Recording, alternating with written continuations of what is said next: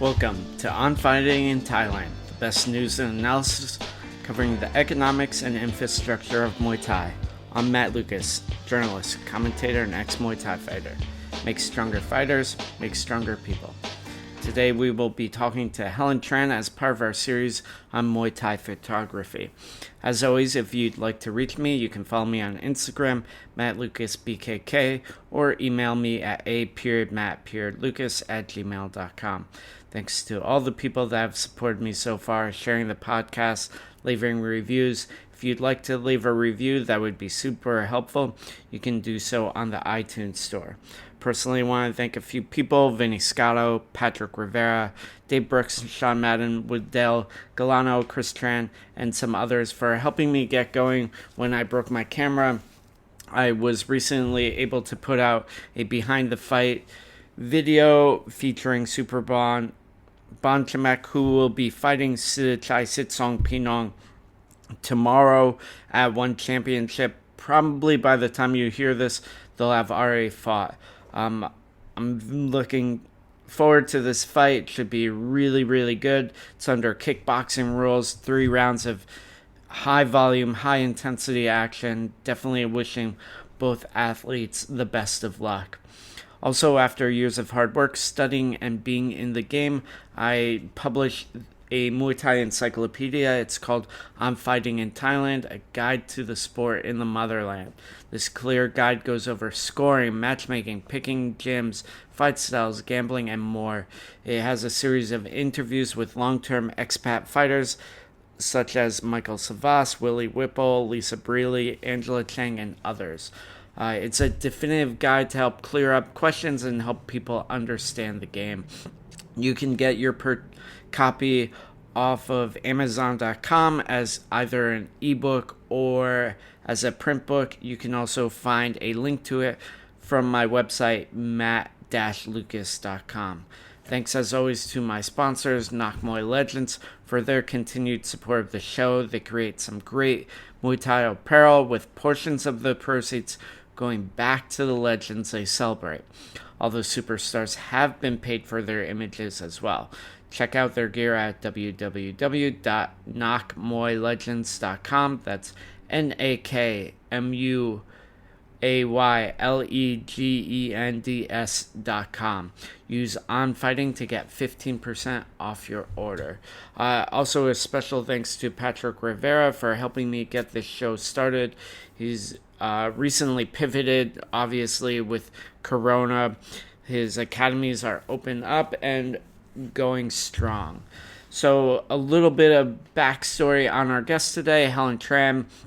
I met her maybe 2 years ago, I believe, at the Female Fight League, which was an all-female card held here in Pattaya, Thailand. It was put on by Jade Siri Sampan, Maya Thai, I think I pronounced Maya's name right, and a few others. Helen had been working at Revolution Gym down in Phuket for some time. She previously worked for the owner, Tim Fisher, and moved out to Thailand for 2 years. She was doing a lot of photography and worked as an office manager at the gym. She actually got into photography about 10 years ago, started off as a self-taught photographer with some help from friends.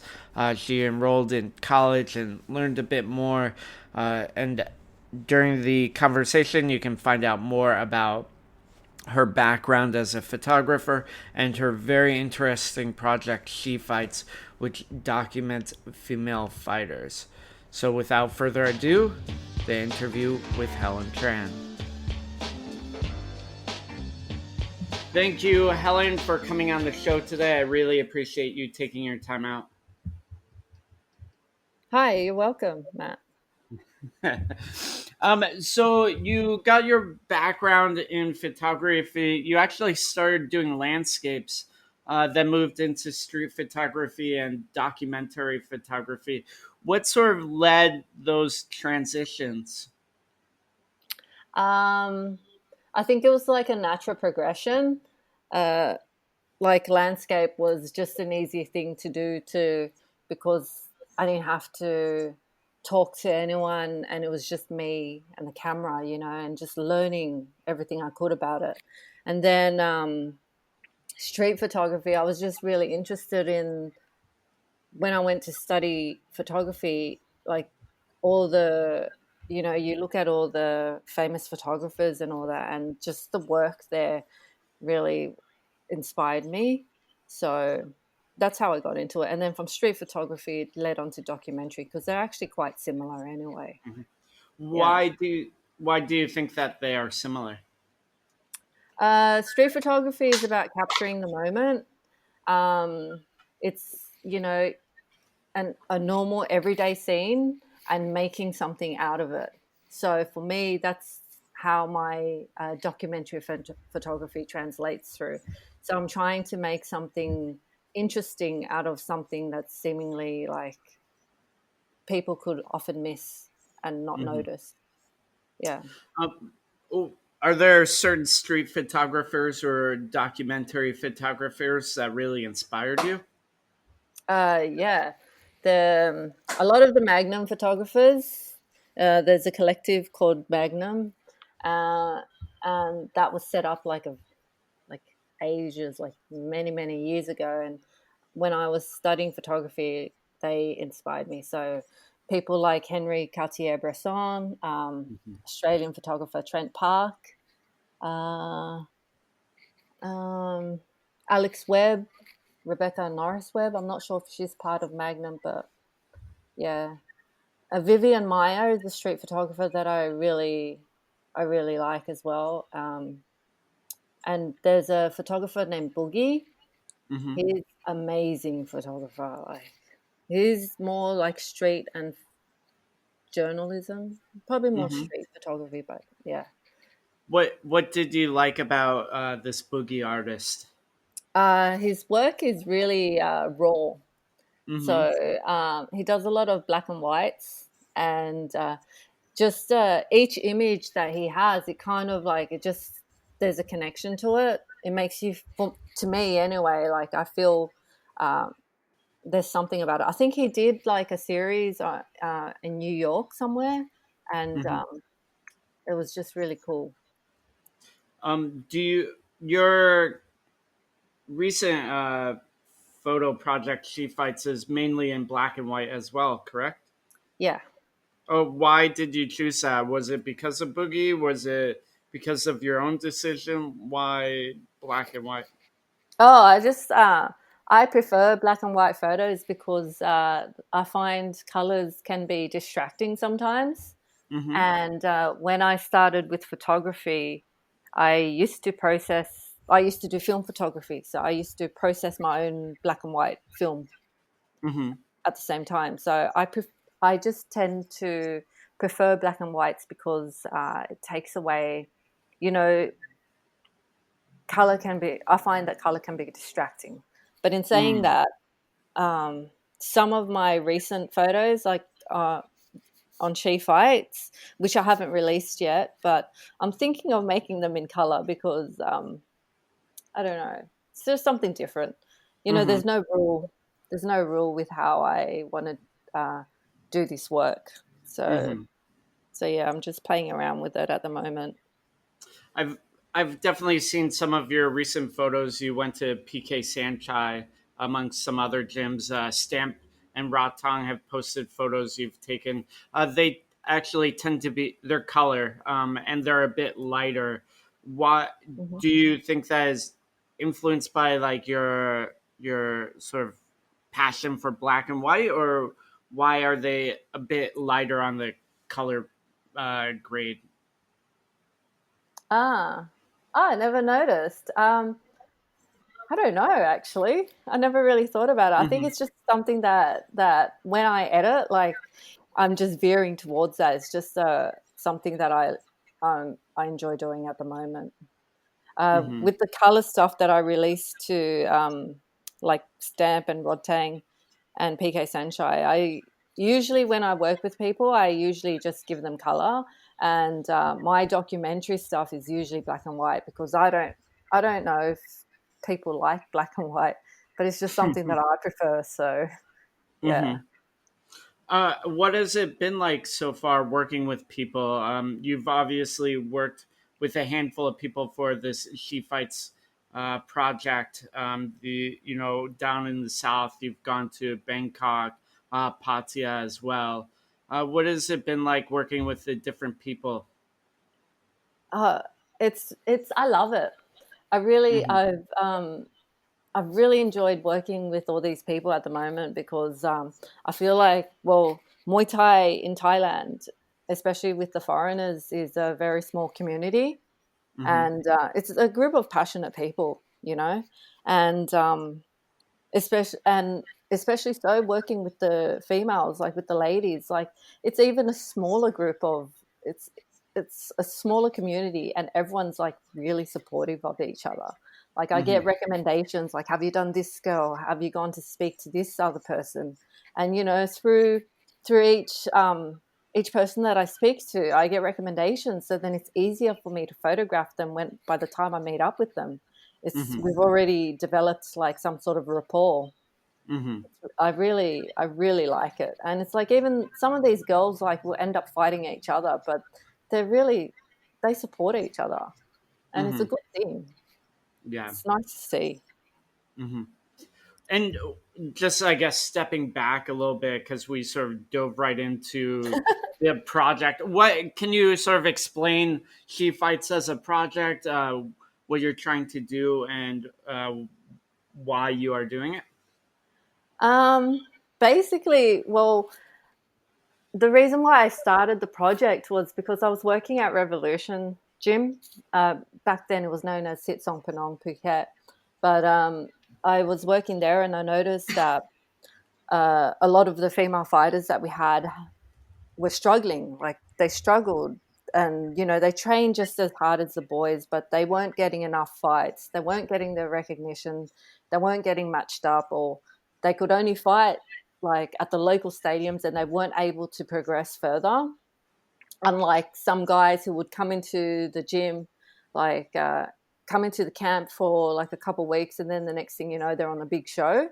So as a photographer, as a documentary photographer already, like I wanted to tell a story, and it just came naturally because I was taking photos at the gym, and I was, I could see their struggles, and I wanted to just show and highlight that part. Hmm. So yeah, So it's, um, oh, go ahead. yeah. So She Fights is a platform to give the ladies a voice, to show the world, and it's not even like in the fight scene because I want to show not just the Muay Thai community, but everyone else, the wider audience, like what a female fighter has to go through. Hmm. Yeah. And you've also done some photos in Australia as well, correct? Yeah. Yeah, some I've I can't remember exactly, but you did a female boxer while you were in Australia. Yeah. Ebony Bridges, she's a Hmm. professional boxer. And yeah. So when I'm in Australia, I do, and I will try to meet up with other like females in combat sports just to Hmm. try and uh, spread the message as well, because it's interesting. Like it's not entirely like the project isn't. It started off about Muay Thai, but it's not just about Muay Thai. Like I'm Hmm. going into MMA to Jiu Jitsu, and there's other like martial arts that I want to get into as well, just to show like see what the stories are about in there. What sort of stories do you feel you've told so far, and what are sort of some stories that you think you will tell in the future? Hmm. Well, this main thing was just to talk to like living in Thailand and doing the Muay Thai community, the with the girls. It's what can I say? It's the main thing was just to show uh, what their story is. So um, I'm losing track.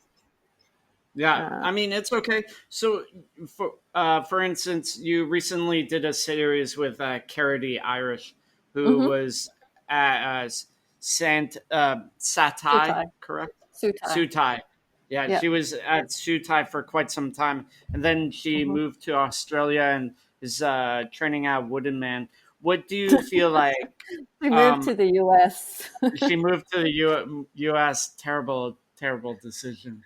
Um, but what do you feel like her story is? And you obviously recently came to Pattaya and shot Stamp, Hmm. and Wonder Girl and Smilla and Soros Manfredi. Like, how does Carody's story differ from, say, Stamps or someone else?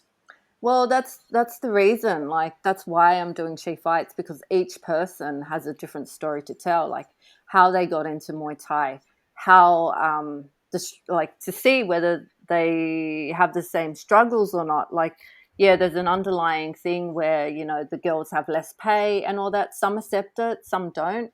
Hmm. Some girls, you know, some girls have more of like they work on their social media accounts, so they're noticed more. Uh, some are stronger fighters and all that, but they each, because they're all individuals, like how they came about is all very different. Like Hmm. Carody, for example, she discovered Muay Thai a bit later in life. Not like some girls discovered it when they're teenagers and all that, but Carody discovered it, I think, as an adult. So, um, and she lived in Thailand, and she started like she learned how to speak a little bit of Thai, and so that was the story that I wanted to show as well. And then the reason why she went back to the US was because she was injured, and this happens to a lot of girls who, especially of course, the foreigners who quit their jobs, quit whatever they're doing in their home countries, and come to Thailand, and they work. You know, they try and find other jobs to support themselves, or they're 100% like full-time fighters, and the pay isn't a lot at the local stadiums. Um so it's just to show what their struggles are. Yeah.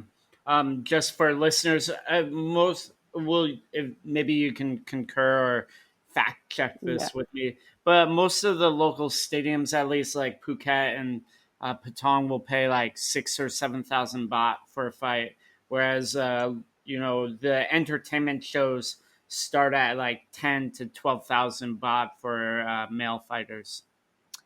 uh yeah, for girls I think it's about 6.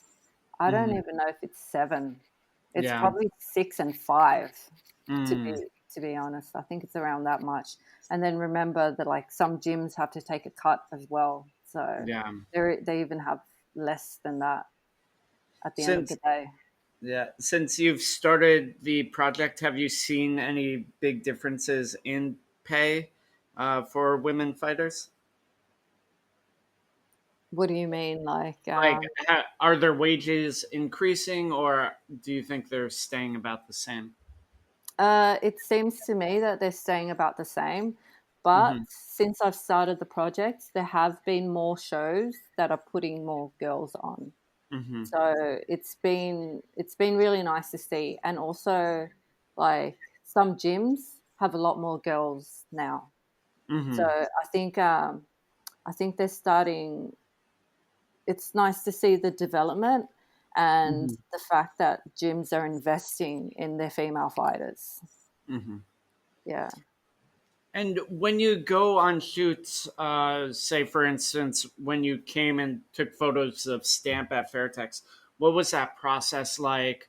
What are you looking for with your when you're trying to take the photos? There's a few things that go on. Like I'm trying to show. Uh, like there's a few technical things as well, like what I work with, what I have to work with, and what I can work with. Mm-hmm. And but the documentary side of it is really just to try and capture whatever's happening there, and then from there. I've got the technical aspects where I'm composing the image and all that. Yeah. What for you is a good image? Like, how do you compose your shots? A good image. Uh, so like I'm like a technical person. So most of the time when I compose my photos, I use like there's a term called the golden ratio, Mm-hmm. which is like a mathematical sequence, like the Fibonacci numbers that has been applied to composition. Do you know what the golden ratio is? No, you should definitely explain it to me. Okay. So it's like in art and basically throughout time, it's uh, it's like a set amount of numbers that Mm-hmm. um, that is like the perfect ratio for things. So Mm-hmm. I can't really remember what the actual ratio is, but basically it's pleasing to the eye. Mm-hmm. So it the golden ratio is how you set up an image, how you would compose, like whether it's in art or in photography, and Mm-hmm. it basically leads the viewer through the entire image, and it's more balanced to the eye. So I Mm-hmm. mean, it's used in nature as well, Mm-hmm. just what this golden ratio is. But the simplified version of it is it's called the rule of thirds. Mm-hmm. So, like, I think people with digital cameras, they might see a setting on their camera where it's split up. Anyway, that's too technical, but basically, if you split an image like into three parts, Mm-hmm. horizontally and diagonally, and then you kind of like shoot where those the splits are, Mm-hmm. it's just nicer to the eye. So that's what I Yeah. use to compose my photos. Mm-hmm. But that's not like it's a rule, but some rules are meant to be broken. So Mm-hmm. I try to go for something that's a little bit unusual because, like with my She Fights project, there's only, or my Muay Thai photos, there's only so many photos that you can take of Muay Thai, like of the same kick, same Uh-huh. punch, same Yeah. knee, same elbow. So I try and think outside the box and make it a little bit different so people, so even for me, so I don't get bored of it, Yeah. you know? Yeah.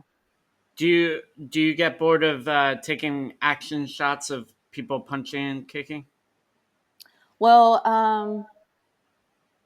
some things are automatic now. Like Mm-hmm. I think like now I'm at a stage where it's like I can do it, and most of the shots like will be. I'm quite confident that I will get the shot if it's Mm-hmm. like a perfect scene, perfect lighting, perfect exposure, and whatever. Mm-hmm. Um, do I get bored of it? Yeah, sometimes. Yeah, that's why Uh-huh. that's why I try and make something different. Like if I shoot something and then it becomes a totally different image, I get really excited. Like, Mm-hmm. oh yeah, this is different. I don't know if people are gonna like it, but I'm just gonna use it anyway because I like it and it's Mm-hmm. different and it's exciting to me. Mm-hmm. Yeah. Who have you photographed so far? I know I said some of the names, but I guess your broader list of people. Um. Okay. For the girls, done most of the girls at the Fairtex camp. Um. Who else have I done? Well, at the moment, it seems like I don't know who's left in Phuket, but a lot of the female fighters in Phuket. So I've gone to Phuket top team. Mm-hmm. There's Casey Carlos and Mm-hmm. Claire Rankin there. I think that's how you pronounce the names. I've done Erin over at Sukai, uh, Phuket Fight Club, the three girls there. Mm-hmm. Uh, I'm going to meet with Sandra Godvic as well, and uh, yeah, I think You that's like. there's because of the pandemic, like a lot of female fighters have actually left, so Mm-hmm. especially the foreigners, basically. So in Phuket, there's not a lot of girls left, I don't think. So I mean, I could be wrong, and if Yeah. they're here, like they need to contact me, please. but um, but yeah, and then I'm going to see some more girls in Bangkok, and Mm. yeah, You also did photos of the female fight league last year. yeah, I did. That was at the beginning of my project. So I did. Actually, that's really funny because some of those girls that I did at Female Fight League, I met up with again. So Mm-hmm. like KC and Shiris Manfredi, and hopefully when I go to Bangkok, I will meet with some of the other girls there as well. Mm-hmm. Yeah. What What is it like meeting up with these athletes again? Do you feel like you have a relationship with them? Do you feel like they've changed in any way, or you have? Um, I'm not as shy as I used to be. So Mm-hmm. when I meet up with them again, it's really nice to have a conversation with them. It's just like seeing an old friend. It's really cool. And then like, we have a common love. So we talk about Muay Thai and just whatever's happening in the female fight industry. And we will talk about other girls and just what's happening with female news, like female Muay Thai news. Mm-hmm. Yeah. Do you Have you had a favorite subject so far? I don't. I don't really have favorite subjects because Mm-hmm. I like shooting a lot of different people. But I guess what I do like is shooting my friends, like people that I know and that I build like a good bond with, like, and they become my friends. Like I Mm-hmm. like shooting them because they just, it's easy, and I'll ask them, and they understand my madness sometimes, so they'll just let me go ahead and shoot them. So it's cool. Yeah.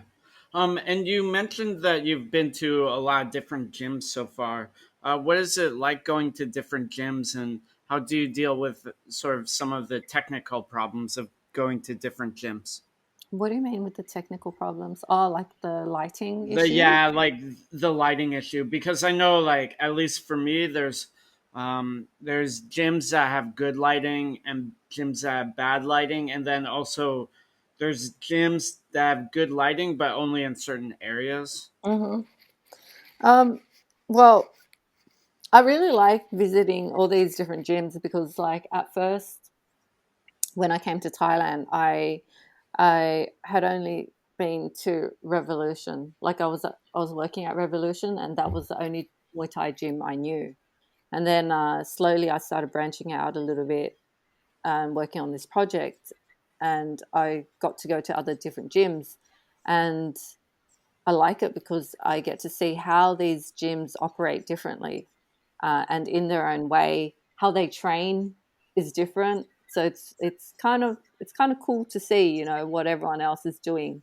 And in terms of like applying my photography at these different gyms, like um, I'm not a fan.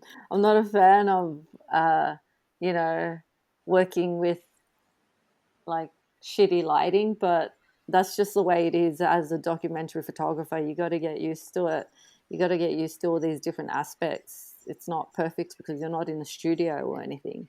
Hmm. So when I started out with my photography anyway, I used to work a lot with low light, and as well as shooting motion. Like I was shooting parkour, um, which is like a sport. So so that helped me a lot with the working with different lightings at gyms like now. So Hmm. I just have to make sure that when I post process the images afterwards, like I know what to do or Hmm. try to. It's a headache sometimes, but yeah, um, yeah. And you've worked a few different events as well. You've worked at AMMA. You Mm-hmm. also shot some local fights at the stadiums down there. What is it like, doing gym photography versus ringside photography? Um, Doing a lot of the gym photography has helped me be able to do ringside photography because, it's still capturing that motion. It's still trying to get like an action shot. So Hmm. that's what it's helped with. Ringside photography, though, there are its own issues sometimes. Like sometimes if I go to a stadium, they may not let me near the ring. So I have to try and work around that. Hmm. Or when I shot at one before, that was different because they were using it wasn't a ring, it was, what was it, the octagon? Oh yeah, it was a cage. Yeah, the cage thing. Hmm. So it was that was the first time I was shooting through a cage. So uh, that was really interesting to me, and it was a challenge to work with. But I really liked it because it was a challenge. I wish I could Hmm. do it again actually, because now I know um, what I need to do to get the right images for the cage. Hmm. Yeah. Um, when you shot at one championship, were you sort of removed from the cage as well, or did they let you ringside? They let me shoot ringside. Mm, Yeah, it was really cool. I think yeah, you have that's to you have to know the right people sometimes. uh-huh, uh-huh. That Yeah. that that was a while ago too, right? Yeah. Mm-hmm. Oh, I think it was like nearly a year ago. Yeah. Yeah. Um, I know I was there. I forgot that you had shot there. I was like, oh yeah. Now it's sort of I sort of remembered that you were there, but it's Uh-huh. been like a year and a half or so since Yeah. that's happened. So what are some of the difficulties about doing photography, specifically like Muay Thai photography? Sorry, can you ask that question again? Yeah. Can you rephrase? What are some of the hard parts or real challenges um, in doing Muay Thai photography? Uh, um, the ch- hmm. I think working with Muay Thai photography or photography in general, and even documentary photography, is making it into a business in this Mm-hmm. day and age. Like, if you're a photojournalist, like I know a lot of newspapers have let go of their staff photojournalists because they rely on camera phones and just something that's easy and instant, and social media, and then they can just grab that image of whoever's available without even having to pay for Mm-hmm. it as well. So making a full time job at the moment for me is that's really like a hard thing. Mm-hmm. So it's something that I've been working towards. Like it'd be Mm-hmm. nice to get paid for it, but at the moment it's more of a passion thing. Yeah. Yeah. Um, the business aspect of photography is always difficult. I know, like, for instance, Perry, who I interviewed a few weeks ago, she has Mhm. like her own website where she puts up dozens or hundreds of photos that she's taken and she watermarks them, and then you can buy the photos themselves for Mhm. $2 or $3. Then William Liu, who I interviewed in the last episode, he does a bunch of different things in the photography and sort of digital marketing world. Do you Mhm. have some sort of business plan, or are you keeping this a bit of a passion project for now? Um, I'm at a crossroads in my life right now, so I'm still unsure of where I want to go with this. Because at Mm-hmm. first, it was when it started off, it just started off as just like a project because I felt like it was right, something that that just felt right to do. And it's Mm-hmm. now like a year. I think it's been a year or Mm-hmm. so. I think it may Yeah. be more than a year on. It's gained a bit of traction, and now it's like, uh, what do I do? Like, do I continue on with this? But because at the moment I'm self-funded, so uh, I don't know. Really, I can't say. Like, I just uh, I'm really enjoying it, and I'm having a lot of fun with it. But I don't know where it's going to take me. To be honest, Yeah. I we'll just mean, have to see. it's definitely a hard thing to deal with economically. Obviously, you're based in Phuket and you want to take photos of fighters in Bangkok. That's flights, that's hotels, all Hmm. those other travel expenses. So it's definitely a costly project, but definitely, I think one that's worthwhile. Oh, thank you. Yeah. Um, so what do you have any specific goals for the project, or are you just sort of running with it until you feel out of steam or until you hit a certain point that is yet to be decided? I'm running with it. Mm-hmm. At the moment, I'm just going with the flow. Mm-hmm. I'm just doing as many interviews and photos as much as I can, and but there are other like there are some girls that I still want to talk to that I want to interview and take photos of, and that's like some girls that are in the US. Mm-hmm. They're not in Thailand. Some girls are like in other countries. So I think I like the plan for She Fights. I think is to continue as far as I can go. Um, Mm-hmm. at least like if I wrap it up, then the girls that I do want to interview in future, then at least like do them and then maybe wrap up the project. But I Mm-hmm. don't know. We'll see. See what Yeah. happens. Yeah. If you had to give yourself some advice before you started this project, what would it be and why? Oh, that's really, really hard. Mm-hmm. Uh, um, I think it would just, the advice that I would give to myself would be to, uh, if I see a chance, then just freaking take it. Like Mm-hmm. if the opportunity comes up, just do it. Mm-hmm. Especially like from this COVID situation, like the pandemic, like where everything stopped. Like because before that, I had plans. I wanted to go to Chiang Mai and interview, go to the fight scene there and interview girls there. And now because of this current situation, it's like I don't think I'll be able to go to Chiang Mai. Yeah. And there's no fights. I don't think there's fights happening there. So I miss that. I should have done Mm-hmm. it before. So Mm-hmm. so that is my advice. Yeah. Take the opportunity when it comes up. Yeah, Definitely good advice. Do yeah. you do you feel like there are more opportunities in general here in Thailand versus say in Australia or other countries? Hell yeah. Mm-hmm. Hell yeah. Uh-huh. Well, because when I was in Australia doing Muay Thai, and I mean I was taking photos there, but there's not many girls that do it professionally over there.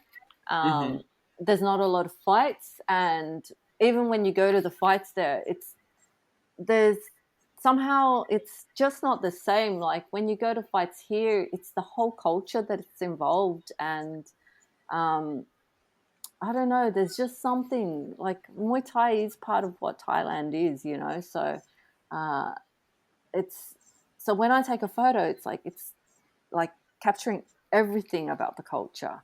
Mm-hmm. Unfortunately, like I feel that when I'm in Australia, and especially doing the background behind the scenes things, like there's not much of a story to tell. I Mm-hmm. don't. I feel that's what I feel, Mm-hmm. but maybe I just need to look at it in another way when I go back to Australia and see. Yeah. Yeah. What why do you think that is? Do you feel like there's not as much of a cultural background to Australian Muay Thai or for other reasons?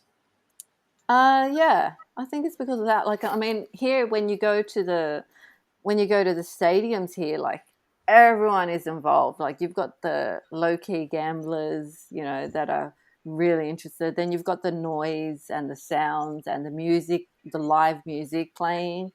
Like all of that is part of it. Then you've got the fighters, like behind the scenes in can be like some shitty little makeshift tent or whatever it is that they do, and just like a random table where they all them up and all that. It's anything, and I think that's really interesting because I guess in a Western country like Australia, like it's kind of already set up, so it's a bit it's not that interesting to me. Yeah. Yeah, It's definitely a bit more yeah, sterilized and yeah. That's it. processed in a lot of ways. Yeah. You know, it doesn't seem to have the same chaotic energy as out here. Yes, exactly. Like, I mean, one of the fights that I covered before, like, it was Sexan and Tanachai, like, received a cut to his eyebrow, and it, where they were stitching him up was just a random makeshift, like, tent with a someone holding a mobile phone as one of the lights and then like another light as well, but you know it's like that's not what you would see in the West. Yeah, Yeah. this is definitely not And gonna no fly. one. Go, Hey, go ahead. sorry, I didn't hear you. I didn't Oh, catch you. that is definitely not gonna fly in Australia or in America. Exactly, they would be put into an ambulance straight away and straight to the hospital or to the medical center to get stitches. I Yeah, wouldn't even be able to photograph it. yeah. It's definitely like a different experience because the boundaries out here in Thailand are so porous all the time.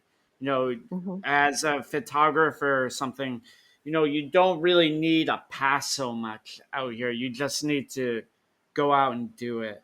Whereas, Yeah.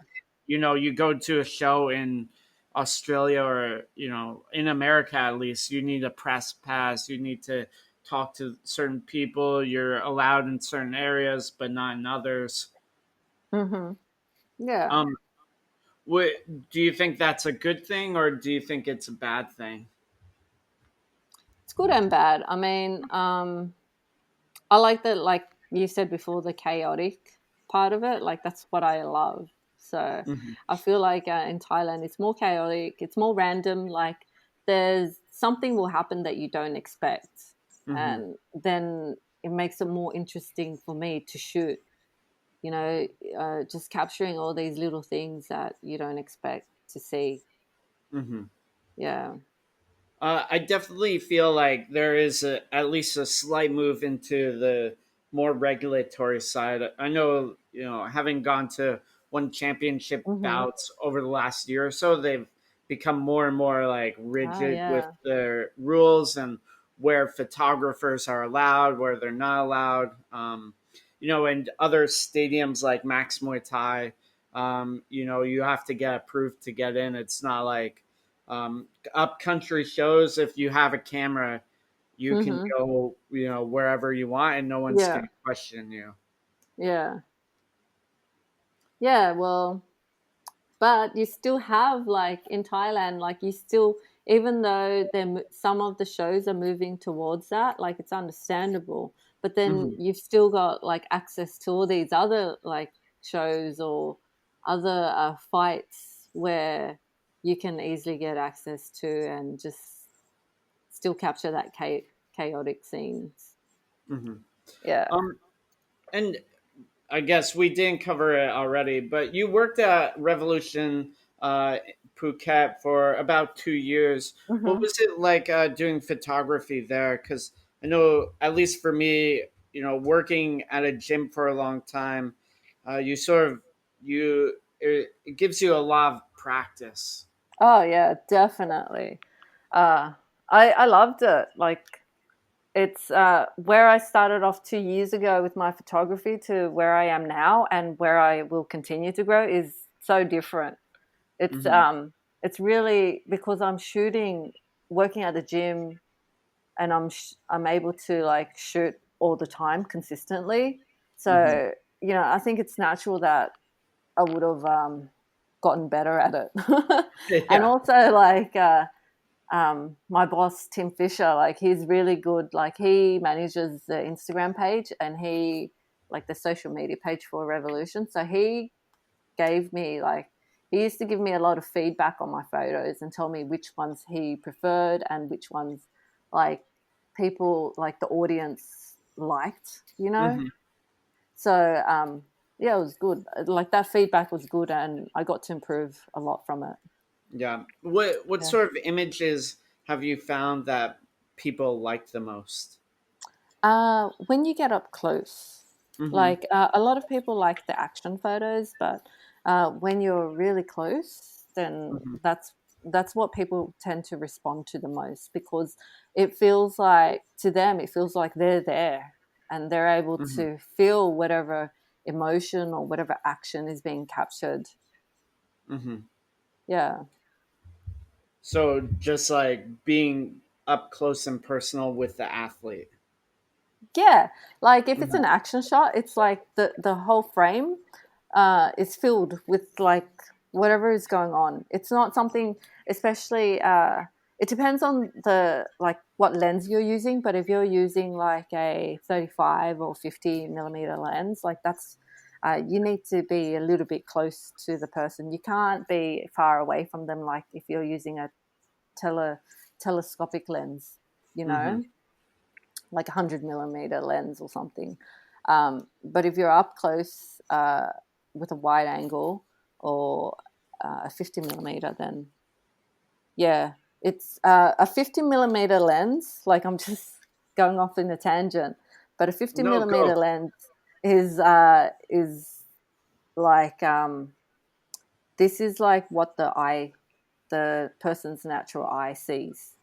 Hmm. So that's a standard for portrait Hmm. lens.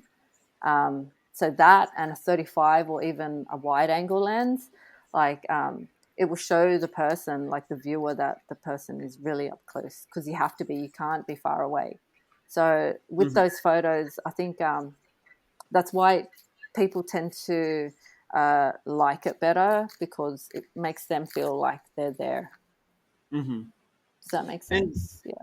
yeah, it does. And the project is mainly on the internet, mainly on Instagram.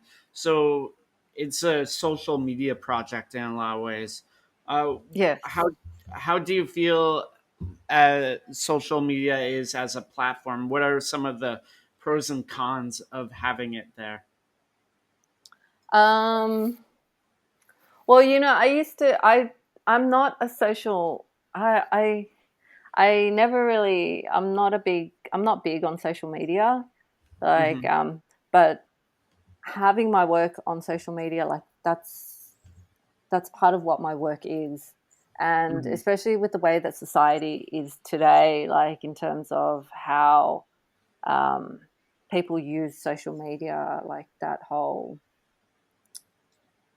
just the materialistic things of social media is something that I don't really like, that I'm not a Hmm. fan of. And Hmm. at first I used to struggle a little bit because I didn't really want to use use it that much. But then as a photographer, then I think it's something that you need to do. And then I came to terms with it when I just came to a realization where it was like, well, okay, I'm telling these stories, and then just use it to tell my stories, because any person who reads it or who follows and is interested in that, then that's what they'll be interested in and that's what they'll follow. So I don't need to go with what the rest of social media is, what people use it for. I don't need to be Hmm. like that. Hmm. So yeah. So um, definitely some pros and cons of it. Um, yeah. just wrapping things up, was there anything you wanted to talk about that we didn't talk about? uh, no, I think that's it. Yeah. Well, oh, here, um, I should ask this. Where can people follow you? Where can people sort of get connected with you? I guess my Instagram page. Uh-huh. It's Helen Tran Hmm. .co, and that's a Okay. website as well. Okay. Great. So yeah, So, for people interested in following along with Helen Tran's photography and her great photo project, She Fights, definitely look at that. Thank you so much for taking your time out, Helen. thank you, Matt. So that concludes the interview with Helen Tran. Thought it was really insightful. Helen's doing a lot of positive work for the female Muay Thai scene, which is definitely growing. Obviously, there's some entertainment shows going on with some great female matchups here in Bangkok. There is also one championship which is debuting a lot of really talented female fighters such as Stamp Fairtex, Alma, Juniku, Janet Todd. The list goes on and on. So definitely some positive steps for female fighters around the world. And those steps wouldn't necessarily go as far without really important foundation people like Helen Tran giving these fighters exposure, giving them opportunities. So definitely check out Helen Tran's Instagram and her project She Fights. You can follow her on Instagram at helentran.co. Also, she has the website of the same name. This has been On Fighting in Thailand, the best news and analysis covering the economics and infrastructure of Muay Thai. I'm Matt Lucas, journalist, commentator, and ex-Muay Thai fighter. Make stronger fighters, make stronger people.